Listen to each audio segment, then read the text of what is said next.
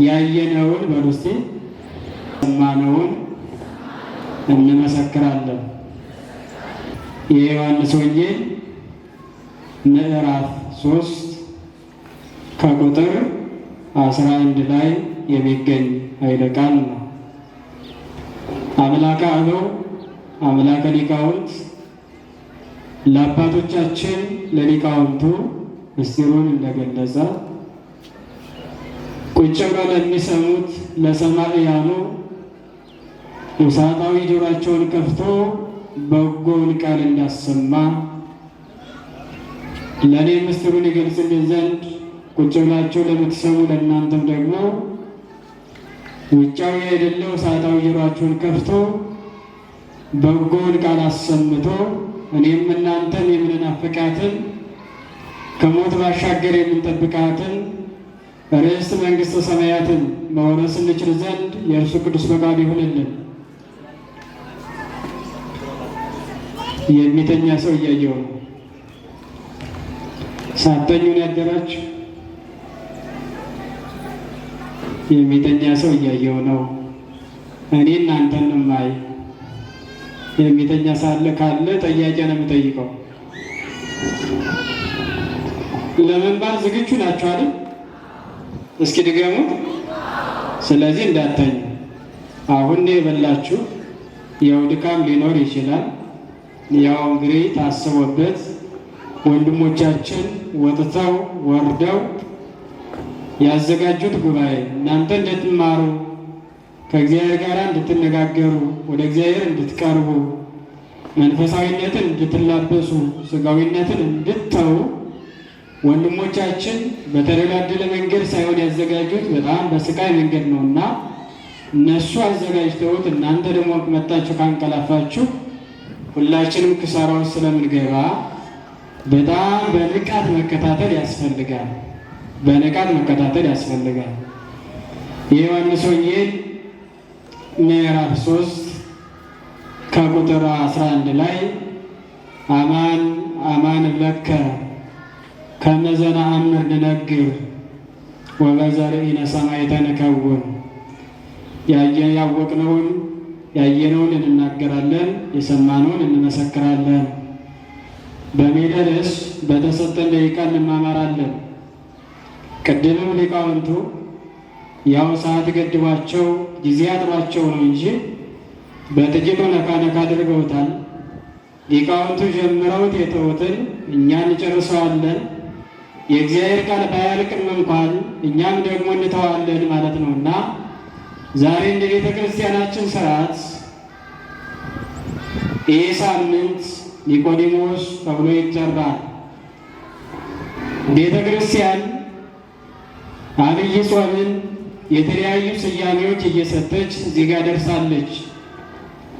የመጀመሪያውን ዘወረደ፣ ሁለተኛውን ቅድስት፣ ምኩራብ፣ መጻጉዕ፣ ደብረ ዘይት፣ ገብርኄር እያለች ደርሳ የዛሬውን ቀን ደግሞ ኒቆዲሞስ ብላ ታከብረዋለች። ኒቆዲሞስ ባለው የሚለውን ቅድም መምህራችን በጥቂቱ አሳይተዋል። እኔም ማየው ያልታየውን ነው ማየው። ኒቆዲሞስ ብላ ቤተ ክርስቲያን ስታከብር ስለ ኒቆዲሞስ የምታስተምርበት፣ ስለ ኒቆዲሞስ የምትናገርበት፣ ትምህርተ ወንጌል የምትሰጥበት፣ ቅዳሴ የምትቀድስበት ሳምንት ነውና የምንማማረው ስለዚያ ነው። ይህንን የጠቀስኩላችሁን ለእናንተ ያደረስኩላችሁን ቃል የተናገረው መድኃኒታችን ኢየሱስ ክርስቶስ የተናገረው ነው። ይህንን ቃል የሰማው ወይንም ይሄ ቃል የተነገረው ይህንን ቃል ያዳመጠው እንዳልኋችሁ ኒቆዲሞስ ተብሎ የሚጠራው የፈሪሳውያን አለቃ የአይሁድ አለቃ ነው። መድኃኒታችን ኢየሱስ ክርስቶስ ይህንን ቃል ሲናገር ምክንያት ነበረው። ቤተ ክርስቲያን ስታስተምር ያለ ምክንያት አታስተምርም። ሁለንተናዋን ስታከናውን፣ ስታስተምር፣ ስትናገር ምክንያታዊ ሆና በምክንያት ነውና መድኃኒታችን ኢየሱስ ክርስቶስ ይህንን ቃል የተናገረበት ምክንያት አለው። ምክንያቱ ምንድነው ነው? ምክንያቱ ምንድነው? ኒቆዲሞስ የሚባለው የአይሁድ አለቃ በሌሊት ወደ ክርስቶስ መጣ። ወደ ክርስቶስ ሲመጣ መድኃኒታችን ኢየሱስ ክርስቶስ ስለ ሁለተኛ ልደት አስተማረው። አማን በአማን እብለከ ዘኢተወልደ ዳግመ እማይ ወእመንፈስ ቅዱስ ኢይርኤ መንግሥተ እግዚአብሔር። እውነት እውነት እልሃለሁ ዳግመኛ ከውሃና ሰው ዳግመኛ ከውሃና ከመንፈስ ቅዱስ ካልተወለደ የእግዚአብሔርን መንግሥት አያይም፣ ወደ እግዚአብሔር መንግሥት አይገባም አለ። ስንተኛ ካልተወለደ? ስንተኛ ካልተወለደ ንገሩኝ እንጂ። ሰው ስንት ጊዜ ነው የሚወለደው? ስንት? አንድ ጊዜ። ትክክል ናችሁ። ሰው ስንት ጊዜ ይወለዳል? ስንት? ሁለት ጊዜ ይወለዳል። አንድ ጊዜ ያላችሁ ሰዎች ሰው ሁለት ጊዜ ነው የሚወለደው። የመጀመሪያው የሥጋ ልደት ከአባት ዘር ከእናት ደም ቀርቶ ይወለዳል። ይህ ሥጋዊ ልደት ይባላል። ሁለተኛው መንፈሳዊ ልደት ወይም ረቂቅ ልደት ከማኅፀነ ዮርዳኖስ ከአብራከ መንፈስ ቅዱስ ይወለዳል። ስለዚህ እኛ ክርስቲያኖቹ የምንወለደው ሁለት ጊዜ ነው። የምንወለደው ሁለት ጊዜ ነው። መድኃኒታችን ኢየሱስ ክርስቶስ በሥጋ የተወለደውን፣ በሥጋ ተወልዶ ያደገውን፣ በሥጋ ተወልዶ በአይሁድ ላይ አለቃ ሆኖ የተሾመውን፣ አይሁድን ይመራ ያስተዳድር የነበረውን ኒቆዲሞስን ስለ ሁለተኛው ልደት ነው የነገረው። እውነት እውነት እልሃለሁ ከውሃና ከመንፈስ ቅዱስ ያልተወለደ የእግዚአብሔርን መንግሥት አይወርስም፣ ወደ እግዚአብሔር መንግሥት አይገባም ሲለው ኒቆዲሞስ ከበደው። ይሄ ነገር ሰው ዳግመኛ እንዴት ሊወለድ ይችላል? ከእናት ከአባቴ ተወልጃለሁ አድጌአለሁ። ሰው ከእናት ከአባቱ ተወልዶ ካደገ በኋላ ወደ እናቱ ማኅፀን ተመልሶ ገብቶ እንዴት ሊወለድ ይችላል አለ ኒቆዲሞስ። ይህንን ለክርስቶስ ሲነግረው ክርስቶስ ምን አለው? ምን አለው? እስመ ዘተወልደ እምሥጋ ሥጋ ውእቱ ወዘተወልደ እመንፈስ መንፈስ ውእቱ። ከሥጋ የተወለደ ሥጋ ነው፣ ከመንፈስ የተወለደ ደግሞ መንፈስ ነው። እስመ መንፈስ አበፈቀደ ይነፍር ወቃሎ ትሰምዕ ወይተአምር ማበ ይመጽእ ወአበ ይታውር። ነፋስ ወደ ወደደው ይነፍሳል፣ ድምፁንም ትሰማለህ። ከየት እንደሚመጣ ወዴትም እንደሚሄድ ደግሞ አታውቀውም። ሁለተኛ መወለድም ደግሞ እንደዚህ ነው አለው ክርስቶስ። ነፋስ አለ የለም? አለ የለም? ነፋስ ከየት ነው የሚመጣው? ወዴት ነው የሚሄደው? እናየዋለን። አናየውም ማለት ሰውም ከአብራከ መንፈስ ቅዱስና ከማኅፀነ ዮርዳኖስ ሲወለድ በሰዎቹ አእምሮ ሊለካ የማይችል ሊመዘን የማይችል ተመርምሮ ሊደረስበት የማይችል ረቂቅ የሆነ ልደት ነውና የሚወለደው። መድኃኒታችን ኢየሱስ ክርስቶስ ረቂቅ የሆነውን ልደት ሲነግረው ኒቆዲሞስ መሸከም አቃተው፣ መረዳትም አቃተው። ኒቆዲሞስ የተረዳው በሥጋዊ ልደት ነው፣ ክርስቶስ የሚናገር መንፈሳዊ ልደት ነው። ይሄ ከበደው። ይህን ካደረገ በኋላ ምን ይላል?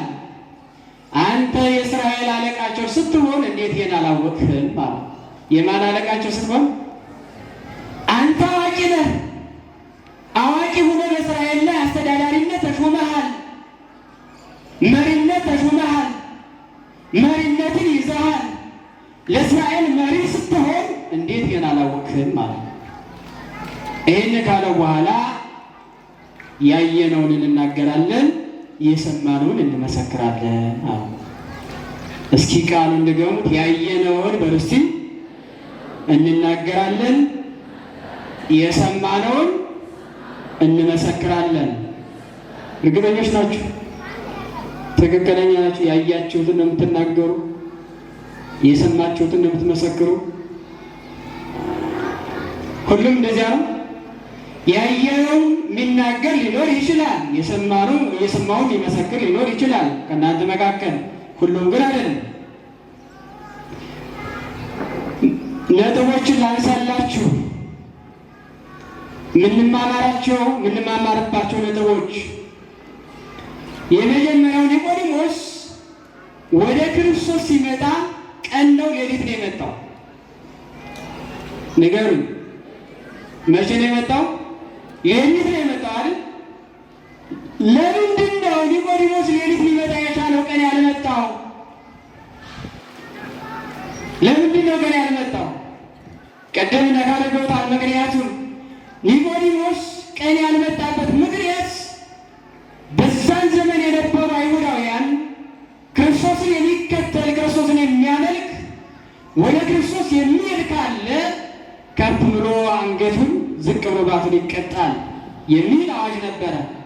ዘአምነ በክርስቶስ ይሰደድ እምኩራብ፣ በክርስቶስ ያመነ ካለ እኛ ከምናገለገልበት እኛ ከምንሰበሰብበት ምኩራባችን፣ አዳራሻችን፣ ቤተ መቅደሳችን ይወጣል፣ ይሰደዳል የሚል አዋጅ ስለነበረ እነሱ ፈርቶ ነው በሌሊት ይመጣ ነበር። ይህ ብቻ አይደለም፣ በሌሊት ወደ ክርስቶስ መጣ። ሌሊት ራሱ ምንድን ነው ነው? ሌሊት ራሱ ምንድን ነው? በጥቂቱ ሌሊት ላሳያችሁ። በሌሊት ወደ ክርስቶስ መጣ ማለት በብሉይ ኪዳን እያለ የብሉይ ኪዳን ስርዓት እየተከተለ ክርስቶስ አዲስ ኪዳንን ሊያበስር ስለ አዲስ ኪዳን ሊናገር ሲመጣ በብሉይ ኪዳን ይኖር የነበረው ኒቆዲሞስ ወደ አዲስ ኪዳን ወደ ክርስቶስ መጣ። ሌሊት የተባለ ብሉይ ኪዳን ነው። ቀን የተባለ አዲስ ኪዳን ነው። ብሉይ ኪዳን ሌሊት ይባላል። ሌሊት የተባለበት ምክንያት አንድ ቀንም እንኳን ብርሃን የሚባለው የማይታይበት ዘመን ስለነበረ ለ5500 ዘመናት ያክል በብሉይ ኪዳን ይኖሩ የነበሩ ሰዎች በጨለማ ውስጥ ነበር ይኖሩ የነበሩ። ይሄ ማለት በብሉይ ኪዳን ዘመን ፀሐይ አትወጣም፣ ብርሃንና መዓልትና ሌሊት አይፈራረቁም ማለት አይደለም። አይፈራረቁም ማለት አይደለም። የብሉይ ኪዳን ሕግ ሲኦል ከምትባሏ መሬት ወይንም ሲኦል ከምትባሏ መንደር ማውጣት ስለማይችል ብሉይ ኪዳንን ሌሊት ይለዋል። ብሉይ ኪዳን ሌሊት ይለዋል። ምክንያቱም በብሉይ ኪዳን ዘመን ጽድቅን ሰሩ፣ ኃጢአትን ሰሩ፣ ይወርዱት የነበረው ሲኦል ነው። ከሲኦል ካልወጣ ብሉይ ኪዳን ጨለማ ይባላል፣ ከሲኦል ካላወጣ። ስለዚህ ሌሊት የተባለው ብሉይ ኪዳን ነው። በሌሊት ወደ ክርስቶስ መጣ ነው። በሁለተኛ ደረጃ ሌሊት የተባለው ድንቁርና ነው። መዓልት ወይም ቀን የተባለው ደግሞ እውቀት ነው። ሌሊት ማን አልኋችሁ? ሌሊት ማን ይባላል? በሁለተኛ ደረጃ ድንቁርና ሌሊት ይባላል። ድንቁርና ሌሊት ይባላል።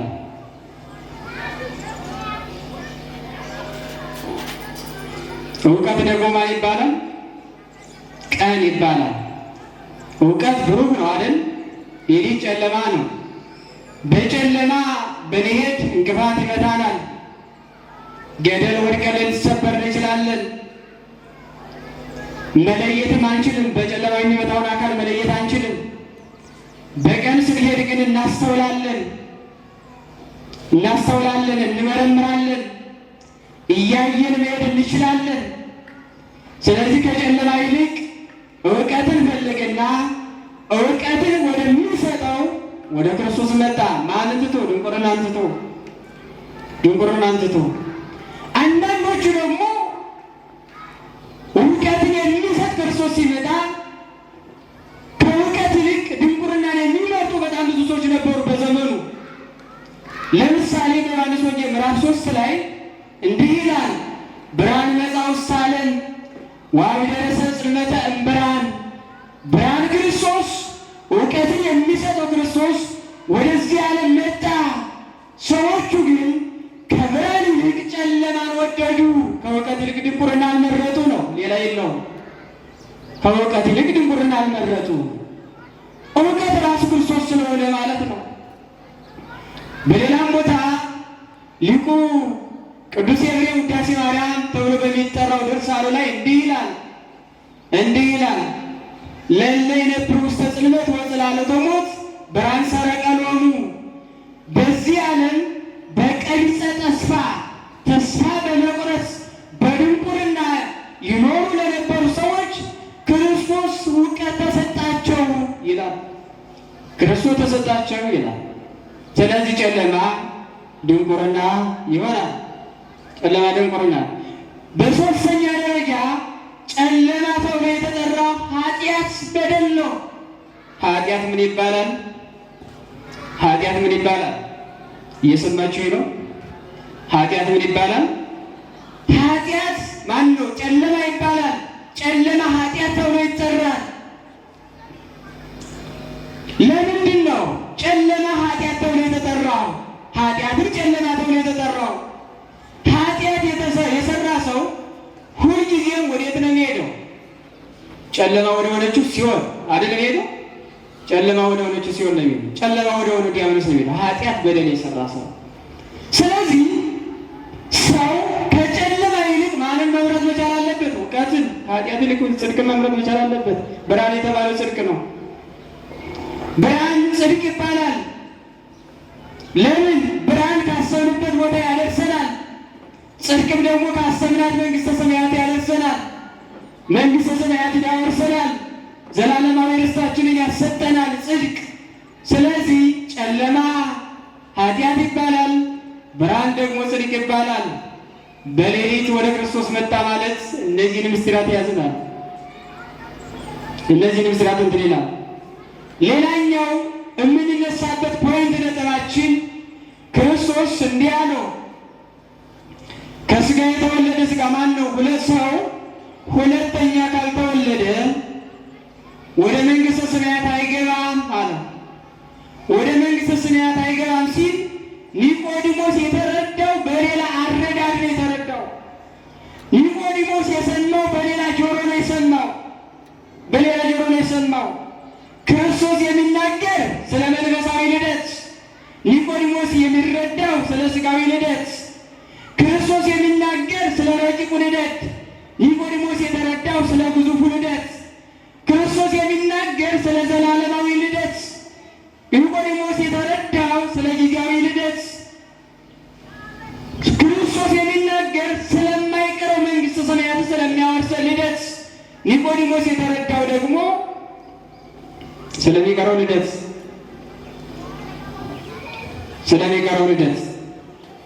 ይሄ ማለት የተዛባ አረዳድ ይባላል። ምን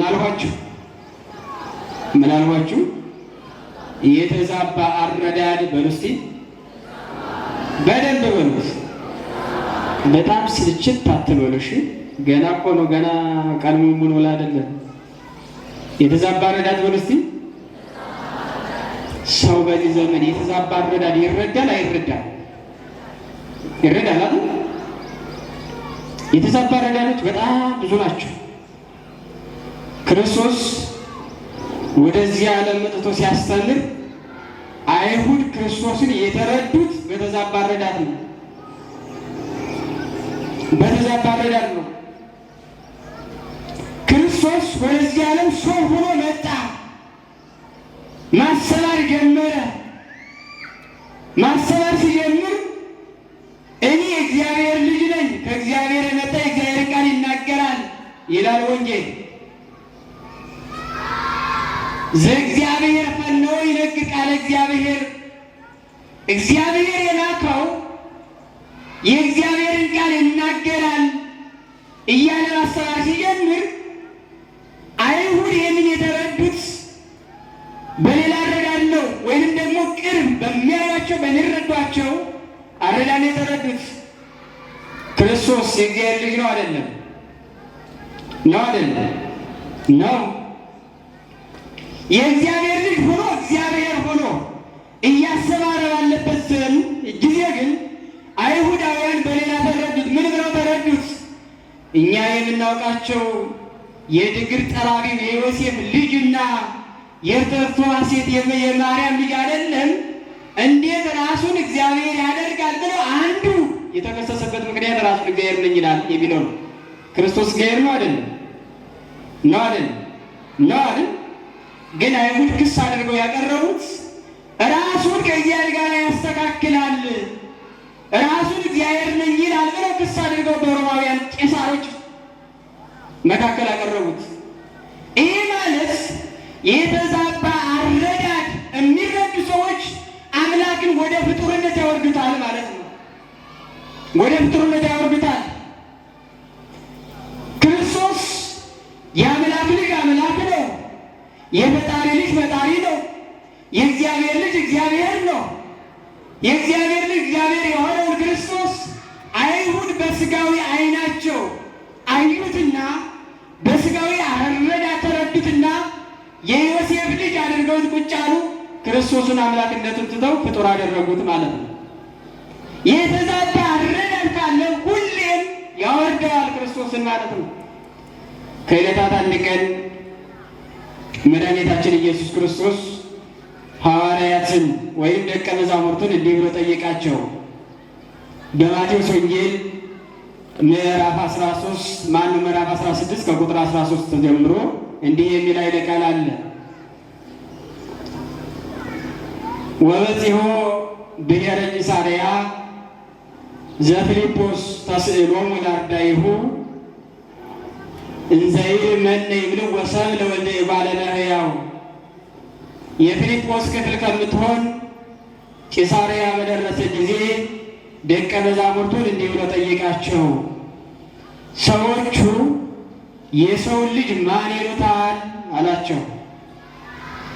ሰዎቹ የሰውን ልጅ ማን ይሉታል ማለት ሰዎች ክርስቶስን ማን ይሉታል ማለት ነው። የሰውን ልጅ ማለት ከድንግል ማርያም ስለተወለደ የሰው ልጅ ይባላል ክርስቶስ። በዚህ ምክንያት ክርስቶስ ሰዎቹ የሰውን ልጅ ማን ይሉታል ሲላቸው ደቀ መዛሙርቱ ሲጠይቃቸው ደቀ መዛሙርቱ ያቀረቡት ጥያቄ የሰዎችን ምክንያት መላምትን ያቀረቡት። አንዳንዶቹ ኤርምያስ ነው የሚሉ አሉ። አንዳንዶቹ ኤልያስ ነው የሚሉ አሉ። አንዳንዶቹ ዮሐንስ መጥምቅ ነው የሚሉ አሉ። ያም ባይሆን ደግሞ ከቀደሙ ከታላላቅ ነቢያት መካከል ሙሴን ኢያሱን ነው የሚሉ አሉ ብለው ደቀ መዛሙርቱ የሰዎችን መላምት ለክርስቶስ ተናገሩ። ይህን ሲናገሩ ክርስቶስ ደገመና ሰዎቹ እንዲህ የሚሉ ከሆነ ሰዎቹ በዚህ አረዳድ የሚረዱኝ ከሆነ ወይንም በዚህ አረዳድ ተረድተውኝ ከሆነ ተቀብለውኝ ከሆነ ሰዎቹ እንዲህ አሉኝ፣ መነ ትብሉኒ አንትሙ፣ እናንተስ ማን ትሉኛላችሁ ብሎ መልሶ ጠየቃቸው። እናንተስ ብሎ እስኪ በሉ ማን ትሉኛላችሁ? እናንተ ክርስቶስን ማን ነው የምትሉት? እናንተ ክርስቶስን ማን ትሉታላችሁ? እግዚአብሔር ነው አይደል? እግዚአብሔር ደቀ መዛሙርቱን ነው ከዋልሁበት ምትውሉ ናችሁ፣ ካደርሁበት ምታድሩ ናችሁ፣ ጠጋ ብላችሁ ትምህርቴን የሰማችሁ ያዳመጣችሁ ናችሁ፣ ከበረከተ ኅብስቱ የተካፈላችሁ ናችሁ፣ ገቢረ ተአምራት ያያችሁ ናችሁ። እንዲህ ከሆናችሁ ሰዎቹ በሌላ መንገድ ሊረዱኝ ከሆነ እናንተ ትምህርቴን የሰማችሁትና ያዳመጣችሁት ማን ትሉኛላችሁ ብሎ ሲጠይቃቸው ቅዱስ ጴጥሮስ ፈጣን ነው ይለዋልና መጽሐፍ ከደቀ መዛሙርቱ መካከል ተነሳና አንተ የእግዚአብሔር አብ ልጅ ነህ፣ አንተ የእግዚአብሔር አብ ልጅ ነህ፣ የእግዚአብሔር የባሕርይ ልጁ ነህ፣ የእግዚአብሔር የባሕርይ ልጅ ነህ አለው። ሰዎቹና ቅዱስ ጴጥሮስ ተለያይተዋል አልተለያዩም? ተለያይተዋል አልተለያዩም? ተለያይተዋል አይደል? ሌሎቹ ነቢያት ናቸው። ነቢይ ነው ያሉት። ኤልያስ ነው ማለት ነቢይ ነው ማለት ነው። ዮሐንስ መጥምቅ ነው ማለት ፍጡር ነው ማለት ነው። ኤርምያስ ነው ማለትም ነቢይ ነው ማለት ነው። ሙሴን ኢያሱን ነው ማለትም ነቢይ ነው ማለት ነው። ከነቢያት መካከል አንዱ ነው ያደረጉት። ነገር ግን ቅዱስ ጴጥሮስ ተነሳና አንተ ውእቱ ክርስቶስ ወልደ እግዚአብሔር ሕያው፣ አንተ የእግዚአብሔር አብ የባሕርይ ልጁ ነህ ይህን ካለ በኋላ ብፁዕ አንተ ስምዖን ወልደ ዮና እስመ ይከሰተ ለከ ዘሥጋ ወደም አለ አቡየ ዘበሰማያት፣ የዮና ልጅ ስምዖን ሆይ አንተ ንዑድ ነህ፣ አንተ ክቡር ነህ። ይህንን ሀሳብ ስጋዊ ደማዊ ጉዳይ አይደለም የገለጸልህ፣ ሰማያዊ አባት የገለጸልህ እንጂ አለ። ሰው መንፈስ ቅዱስ ካላደረበት፣ መንፈስ ቅዱስ ካልገለጸለት ክርስቶስን የሚረዳው በስጋዊ አረዳድ ነው። በስጋዊ አረዳድ ነው። አስቡት። የነቢያትን አምላክ ነቢይ አሉት፣ የሙሴን አምላክ ሙሴ አሉት፣ የኢያሱን አምላክ ኢያሱ አሉት፣ የዮሐንስ መጥምቅን አምላክ ዮሐንስ መጥምቅ ነው አሉት። ሌሎቹ የተረዱበት መንገድና ቅዱስ ጴጥሮስ የተረዳበት መንገድ በጣም የተለያየ ነው፣ አይገናኝም። ስለዚህ በስጋ መንገድ የሚመላለሱ የስጋን ሀሳብ ያስባሉ። የያዕቆብ ዘሥሩግ በቅዳሴው ላይ ምን ይላል? ንነሰ ነዐውር በፍኖተ ሥጋ አይደል የሚለው? እኛ የስጋን ሀሳብ እናስባለን፣ በስጋ መንገድም እንሄዳለን ይላል የያዕቆብ ዘሥሩግ በቅዳሴው ላይ። የስጋን ሀሳብ የሚያስቡ በስጋ መንገድ የሚመላለሱ ክርስቶስን ያወርዱትና ሌላ ይሉታል። ስለዚህ ኒቆዲሞስ የሰማበት አረዳድና ክርስቶስ የሚናገረው ነገር በጣም የተለያየ ነው። ክርስቶስ ስለ መንፈሳዊነት ይናገራል። ኒቆዲሞስ ስለ አንተ አለት ነህ፣ በአንተ አለትነት ላይ ቤተ ክርስቲያንን እሰራታለሁ ማለት በአንተ ሃይማኖትነት ላይ ቤተ ክርስቲያንን መሰረታታለሁ ነው። የክርስቶስ ማነው? የጴጥሮስ ሃይማኖቱ ምንድን ነው? አንተ የእግዚአብሔር አብ የባህሪ ልጁ ነህ ማለት የጴጥሮስ ሃይማኖቱ ነው። በዚህ ሃይማኖት ላይ በዚህ ንግግር ላይ ቤተ ክርስቲያንን እመሰርታታለሁ፣ አንጻታለሁ። ስለዚህ ክርስቶስ ከውሃና ከመንፈስ ያልተወለደ ወደ መንግሥተ ሰማያት አይገባም ሲል ኒቆዲሞስ ደግሞ የተረዳበት መንገድ በስጋዊ አረዳድ ነውና ይህንን ማስረዳት ነው የፈለገው። ሌላ ታሪክ ልጨምራችሁ። አባ ዮሐንስ ሐጺር የሚባል አንድ ቅዱስ አባት ነበሩ። ማን ያልኋችሁ? እስኪ ስሙን ጥሩት። የተጨጫነ ሁሉ ይለቀናል። ቅዱሳን ስም ሲጠራ አይደል? እንቅልፍ የሚለን ይኸው ጸራሞ ደራሞ የሚባል ሰይጣን አለ። ያ ሲያድርብን ነው እንቅልፍ የሚለን። ይሄ ሊለቀን ደግሞ የቅዱሳን ስም ሲጠራ ነው። ዮሐንስ ሐጺር በሉ እስቲ በደንብ በሉ። ይሄ ማለት ዮሐንስ ሐጺር ማለት አጭሩ ዮሐንስ ማለት ነው። አጭሩ ዮሐንስ ማለት ነው። በቤተ ክርስቲያን አስተምሮ ውስጥ ወይም በቤተ ክርስቲያን ውስጥ ብዙ ዮሐንሶች አሉ። እነ ዮሐንስ ወንጌላዊ አሉ፣ እነ ዮሐንስ መጥምቅ አሉ፣ እነ ቅዱስ ዮሐንስ አፈወርቅ አሉ። ሌላ እልፍ አእላፍ ዮሐንስ የሚባሉ ቅዱሳን አሉ። ከቅዱሳን መካከል ልዩ መገለጫ የተሰጠው ዮሐንስ ሐጺር ተብሎ የሚጠራው ቅዱስ ነበረ እና እነዚህ ቅዱስ ሲኖሩ እንቅብ እየሸጡ ነው የሚኖሩት። እንቅብ ታውቃላችሁ? ምናልባት በዚህ አካባቢ የሚባለውን አላውቅም። እንቅብ ነው የሚባለው አይደል? ነው አይደል? ሊቃውንቱ የአካባቢውን አማርኛ እንዳልቀይርባቸው ብዙ ነው። እንደየ አካባቢው ይጠራል። አንዳንድ አካባቢ ቅርጫት ይባላል፣ አንዳንድ አካባቢ ደግሞ እንቅብ ይባላል። እንቅብ ማለት ታውቃላችሁ አይደል? ሴቶቹ ታውቃላችሁ? እንቅብ ተሸክማችሁ ታውቃላችሁ? አዎ ተሸክማችሁ ሊሆን ይችላል። የአሁኑ ዘመን እንኳን አያውቀው። የአሁኑ ዘመን ሴት እንቅብ ላያውቅ ይችላል። ተሸክሞ አያውቅማ። በተለይ የከተማ ሰው እንቅብ ላያውቅ ይችላል። ምክንያቱም እንቅብ ሊያውቅ የገጠር ሰው ነው። የገጠር ሰው በቆሎ ይሸከምበታል፣ ልዩ ልዩ ሰብሎችን ያገባበታል ወደ ቤት። አሁን መኪና ከመብዛቱ ጋሪዎች ከመብዛታቸው በፊት በዚህ ነው ሰው የከናወን የነበር ይሰራ የነበረው እና እኒህ አባት እንቅብ እየሰሩ እየሸጡ ነው የሚኖሩት፣ እየሸጡ ነው የሚኖሩት እና ከዕለታት አንድ ቀን እንቅብ ሰርተው ወደ ገበያ ሂደው እንቅብ በሚሸጡበት ሰዓት ተመስጦ መጣባቸው። በምን መካከል? በገበያ መካከል። ገበያ ላይ የሚሰበሰበውን ሰው ታውቁታላችሁ አይደል? በጣም ብዙ ሰው ነው የሚሰበሰብ። ምን መታደል ነው! በጫጫታ መካከል ተመስጦ የሚመጣ ሲመጣ ምን መታደል ነው በጫጫታ መካከል ሀሳብ የሚሰበሰበው? ምን መታደል ነው በጫጫታ መካከል ልብ አንድ የሚሆነው? እኛ ቅዳሴ እየቀደስን ሀሳባችን አይሰበሰብ፣ ቅዳሴ እያስቀደስን ሀሳባችን አይሰበሰብ፣ ጸሎት እያደረግን ልባችን አይሰበሰብ። ይሰበሰባል? ለጸሎት ቁመን እኮ ከየት ጀምረን የት ላይ እንዳቆምና አናውቀው አይደል? አናውቀው። ገልበጥ አድርገው ጨርሰን ቁጭ አድርገው እንሄዳለን። አባቶቻችን ለጸሎት በሚቆሙበት ሰዓት ሀሳባቸውን ስብስብ አድርገው ልባቸውን ክትት አድርገው ነው የሚቆሙት። በጣም ታሪክ እየሳቡ እንዳልሄድ እንጂ በጣም ቅዱሳን እንደዚህ አይነት ቅዱሳን አሉ። ሁለት ወንድማማቾች ነበሩ በገዳም የሚኖሩ እና እነዚህ ሰዎች አንድ እናት እየወሰደች ጾም ሰዓት ሲደርስ ቅበላን ታስዛቸው ነበረ እና አብይ ጾም ሲደርስ አንድ ደግ እናት ወሰደችና አባቶቻችን አብይ ጾም ነገ ሊገባ ነው፣ ስለዚህ አብይ ጾም ከመግባቱ በፊት ይችን ቅመሱ ብላ ለአባቶች ሰጠች። አባቶች ያንን ሊበሉ ለጸሎት ሲቆሙ አብይ ጾም አልቆ ቁጭ አለ። አስቡት፣ አብይ ጾም አለቀ። ሁለተኛ ልታስገድፋቸው ስትመጣ ምን አደረገች? ልታስገድፋቸው ስትመጣ አባቶቻችን ጾሙ ተገድፏልና በዚህ ጾም ጉደፏል። አሁን ያመጣችውን እኮ አልበላንም ገና ጸሎት ላይ ነን። አስቡት፣ ተነስቶ ላይ እያሉ አብይ ጾም አልቆ ቁጭ አለ። እኛ ልባችን ምን የወሰደው?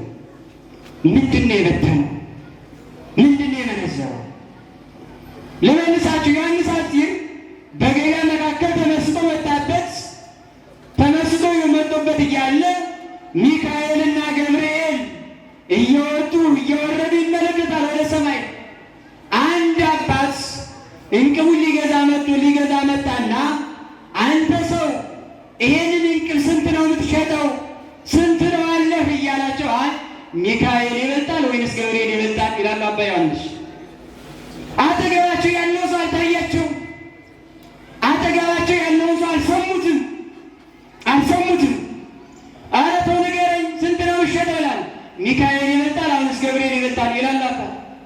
ይሄ ሰውማ እብድ ነው ብሎ ትቷቸው ሄደ ይላል። አየህ፣ ሳትረዳ ቅዱሳን ትታቸው ትሄዳለህ። ከቅዱሳን ትለያለህ ሳትረዳቸው።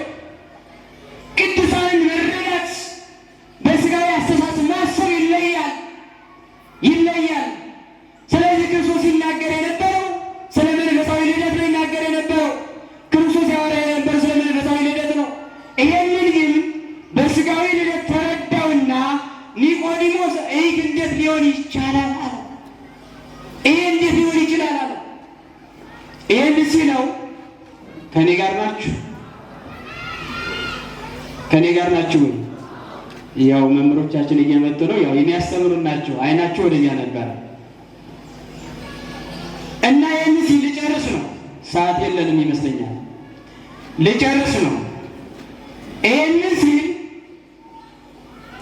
አንተ የእስራኤል መምህራቸው ስትሆን እንዴት ይሄን አላወቅህም አለ። የማን መምህራቸው ስትሆን? አንተ እኮ የተሾም አዋቂ ሁነህ ነው አለ። አንዳንዴ ያለ እውቀት የሚሾሙ ሰዎች አሉ የሉ? አረ በጣም ወልተዋል። ቤተክርስቲያናችን እየወራዋት እነዚህ አይደሉ። አንተ በእስራኤል ላይ መሪ ስትሆን እንዴት ይሄንን አላወቅህም? ማወቅ ይለያያል፣ መምራትም ይለያያል። እንዴት ይሄንን አላወቅህም? አንተ ክርስቲያን ስትሆን ቤተክርስቲያን አውቃታል ወይ? አንቺ ክርስቲያን ስትሆን ቤተክርስቲያን በትክክል አውቀታታል ወይ? እኛ የቤተክርስቲያን አካላት ስንሆን ቤተክርስቲያንን በትክክል ተረድተናታል ወይ? እናውቃታለን? ቤተክርስቲያንን ተወዷታላችሁ አይደል? እስኪ ቤተክርስቲያን ተወዷታላችሁ?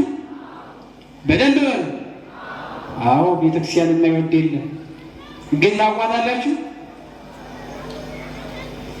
ቤተክርስቲያንን መውደድ ሌላ፣ ማወቅ ሌላ ነው።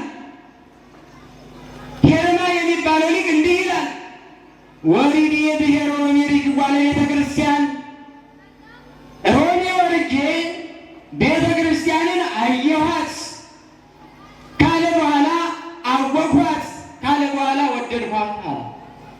መጀመሪያ ማን ይቀድማል? ማን ይቀድማል? ማየት ይቀድማል። እንዲህ ይላል መጽሐፍ፣ ኑ ትራዩ ግብሮ ለእግዚአብሔር፣ የእግዚአብሔርን ድንቅ ስራውን ታዩ ዘንድ ኑ ይላል። የማንን ስራ አልኳችሁ? በደንብ ተናገር። የማንን ስራ? የእግዚአብሔርን ድንቅ ስራውን ታዩ ዘንድ ኑ። ማየት ይቀድማል። ዛሬ እናንተ የቤተ ክርስቲያንን ድንቅ ስራና የቤተ ክርስቲያን አስተምሮ ልታዩ ነው የተሰበሰባችሁ። የቤተ ክርስቲያን ምስራቁና ምዕራቡ ሰሜኑና ደቡቡ በየት እንደሆነ የማያውቁ አለ አይደል? አንዳንድ ቀን ክርስትና ማንሳት ይመጣና በየት በኩል ነው ቄሶቹ የሚገቡ፣ በየት በኩል ነው ምዕመናኑ የሚገቡ ይላል። ግራ ሊገባ ማለት ነው። አላየማ።